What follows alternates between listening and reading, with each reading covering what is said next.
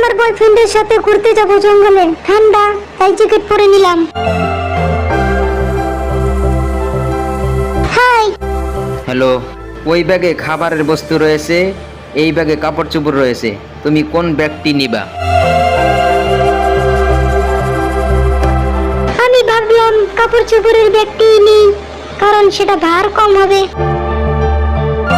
Good. চলো যাই।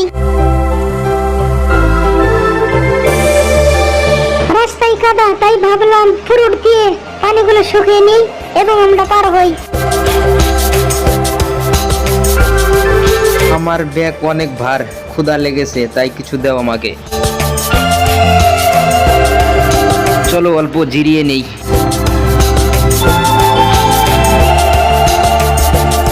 ছেড়ে দাও, সে নিয়ে চলে যাবে।